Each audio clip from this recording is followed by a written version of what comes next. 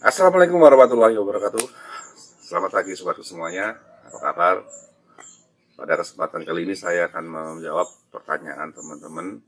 Ya, ada satu pertanyaan mengenai kesembuhan dari gangguan pencernaan yang bisa disebut asam lambung, ya, dispepsia ataupun GERD, dan juga GERD yang sudah disertai dengan anxiety psikosomatis, ya, kecemasan berlebih. Yang namanya asam lambung dan anxiety psikosomatis itu masa penyembuhannya memerlukan waktu yang sangat panjang, teman-teman, ya. Jadi terkadang teman-teman memiliki pemikiran sudah berobat ke sana kemari, ya,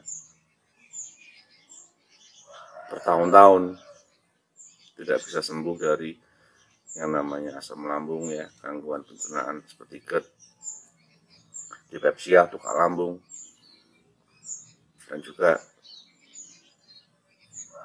anxiety psikosomatis yang tidak kunjung membaik.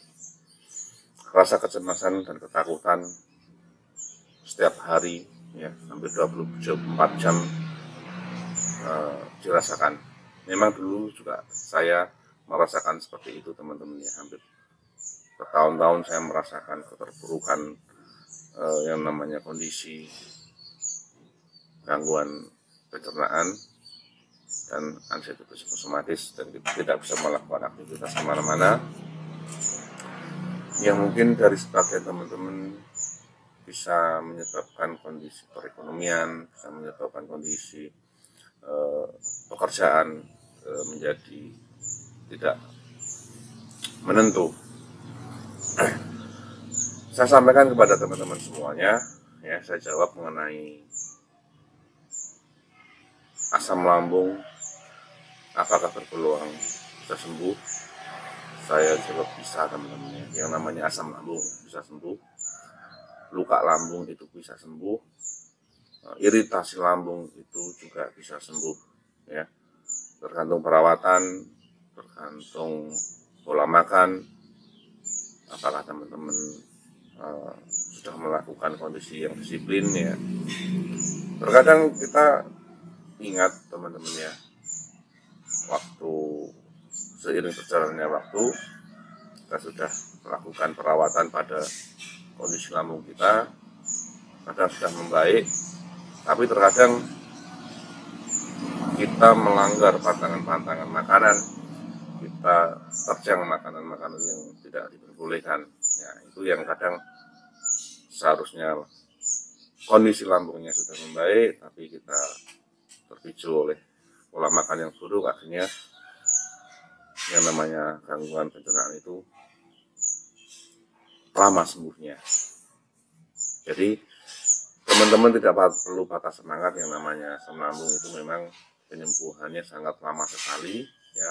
Perlu kesabaran, perlu ikhtiar, perlu kedisiplinan, perlu perawatan yang rutin secara kontinu. Jangan sampai kita tergiur karena ingin makan ini, ingin makan itu, ya, yang seharusnya tidak diperbolehkan. Kita akhirnya coba-coba karena mungkin kepingin atau mungkin menjadi keinginan pengen makan ini makan itu. Memang yang namanya asam lambung itu, ya, yang namanya makan terkadang tidak enak, ya, tapi keinginan untuk menikmati makanan yang begitu menggiurkan, kadang teman-teman juga tidak bisa menahannya. Begitu juga dengan anxiety psikosomatis, teman-teman, ya. Yang namanya anxiety psikosomatis ini satu penyakit yang salah satu kondisi tubuh kita yang sangat membingungkan, ya, karena memang anxiety psikosomatis ini bisa berasal dari kondisi asam lambung yang bermasalah, dinding lambung yang tidak bermasalah, ya, karena kondisi saraf-saraf ada di lambung itu berkaitan dengan saraf pusat, ya. Itu anxiety psikosomatis yang disebabkan karena lambung. Tapi ada anxiety psikosomatis yang disebabkan karena gangguan mentalitas kita, pola pikir kita, ya.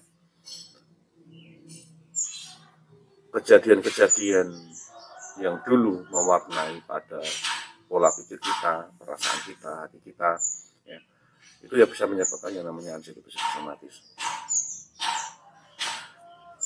Rata-rata penderita anxiety psikosomatis dan asam lambung ini memiliki tingkat stres yang tinggi, memiliki pola hidup yang terburu-buru, ya, memiliki idealisme yang tinggi, sehingga antara perjalanannya jasmani dan rohani itu kadang tidak seimbang, sehingga terkadang dari situlah yang namanya anxiety itu timbul. Tidak disangka-sangka, ya, ketika kondisi tubuh kita itu lemah, ketika kondisi tubuh kita tidak bisa menopang beratnya kondisi pemikiran dan idealisme, akhirnya ya jatuh drop. Ya, apalagi ketika seorang anxiety psikosomatis ini berkaitan dengan orang-orang yang membuatnya trauma, bersinggungan dengan orang-orang yang membuatnya kecewa, itu sangat dimungkinkan ketika berhadapan dengan orang-orang tersebut akan terjadi yang namanya panic attack, ya, panic attack, karena sesuatu yang seharusnya kita bisa netralisir, tapi kita tidak bisa menangkapnya dengan baik, ya, menetralkannya pada badannya atau badan kita. Itulah yang namanya anxiety psikosomatis, yang istilahnya kondisi tubuh kita yang merasakan diakibatkan karena perasaan dan pikiran, ya, ibaratnya sakit pikir, ya, kloropikir, ya, yang namanya anxiety psikosomatis. Tapi lebih parah dari situ karena sudah memasuki pada tahap depresi dari satu trauma dan kekecewaan. Tapi yang namanya anxiety psikosomatis itu secara perlahan bisa sembuh, dan seorang penderita anxiety psikosomatis itu bisa merasakan kembali kesehatan yang dulu pernah direnggut dari sebuah pemikiran dan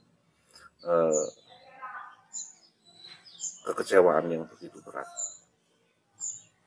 Jadi itu saja teman-teman, yang namanya asam lambung dan anxiety psikosomatis itu saya berulang kali mengatakan bisa sembuh.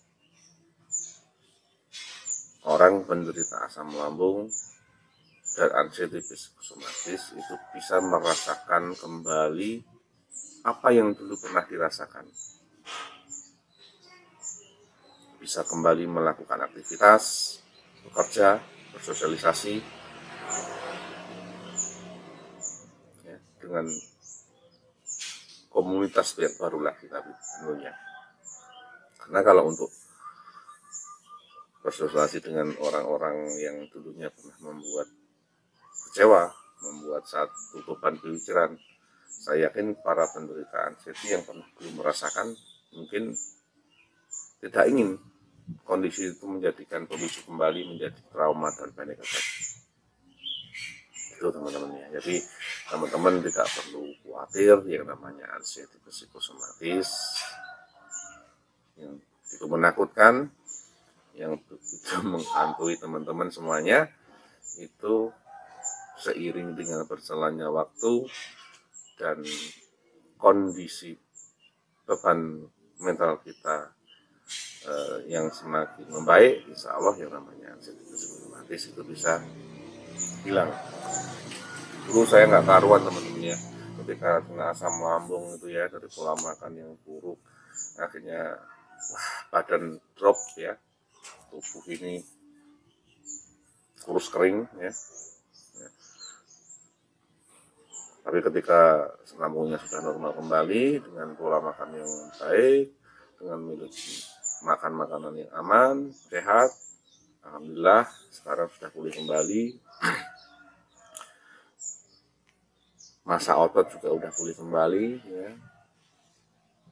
Celana-celana udah tidak bisa muat kembali tentunya, ya. Dulunya celana itu hampir saya nggak bisa kepakai semua teman-teman, ya, karena berat badan sangat drastis turunnya, ya, gitu.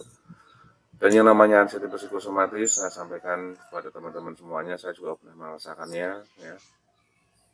Mau berkomunikasi, mau bersosialisasi, mau bertemu orang, berkumpul di khalayak umum, ya, melakukan aktivitas dan berhadapan dengan orang itu kayaknya udah tidak mau, gitu ya. Males kan gitu.